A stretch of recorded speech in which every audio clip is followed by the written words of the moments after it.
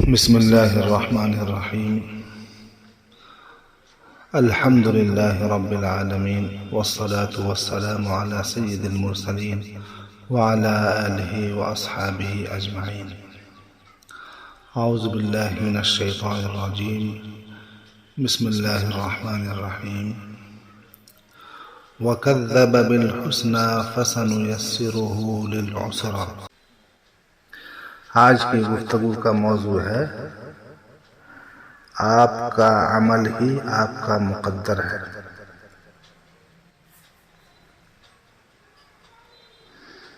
آیت پاک کا ترجمہ یہ ہے، اور جس نے جھوٹ جانا بھلی بات کو، سو اس کو آہستہ آہستہ پہنچا دیں گے سختی میں۔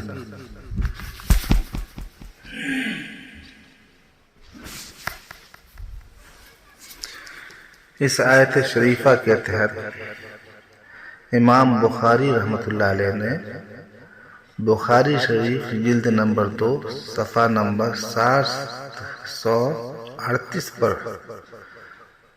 جو تفسیر حضرت صلی اللہ علیہ وسلم سے نقل کی ہے، اس کا خلاصہ علامہ شبلی نعمانی رحمۃ اللہ علیہ نے سیرت النبی جلد 2 میں اس طرح بیان فرماتے ہیں۔ علامہ شبلی رحمۃ اللہ علیہ رقم تراز ہے،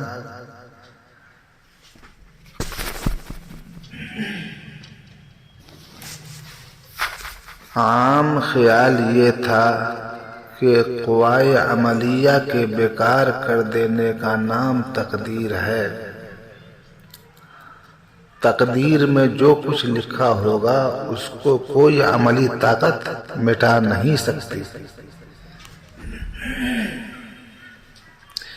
لیکن حضرت صلی اللہ علیہ وسلم نے ایک مجلس میں جو اتفاقاً منعقد ہو گئی تھی، اس خیال کی تردید کی اور فرمایا کہ اعمال تو خود تقدیر ہیں۔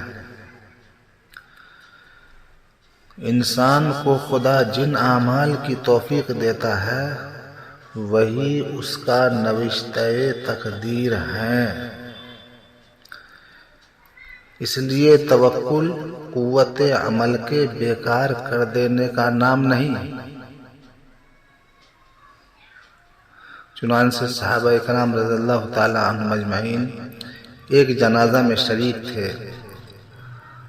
حضور صلی اللہ علیہ وسلم تشریف لائے اور صحابہ جمع ہو گئے۔ آپ صلی اللہ علیہ وسلم کے ہاتھ میں ایک چھڑی تھی، اس سے زمین کریدنے لگے۔ پھر فرمایا، تم میں کوئی ایسا نہیں ہے جس کی جگہ جنت یا دوزخ میں نہ لکھی جا چکی ہو۔ ایک شخص نے کہا، تو ہم اپنی تقدیر پر توکل کر کے عمل کیوں نہ چھوڑ دیں؟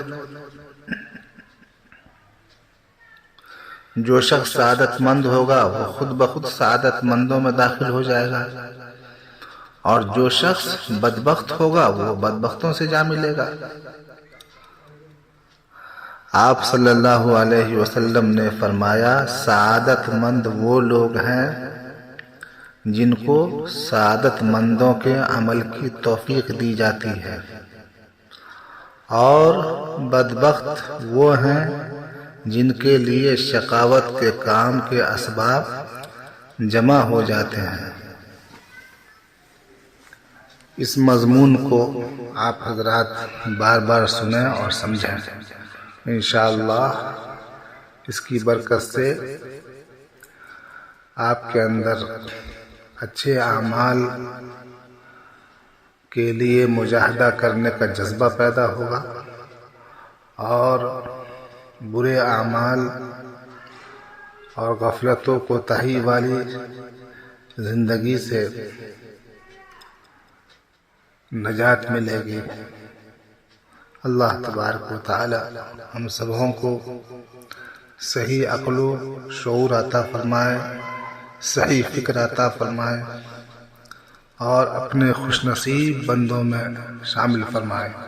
آمین یا رب العالمین. وصلی اللہ وسلم علی سیدنا محمد وعلی آلہ وسلم.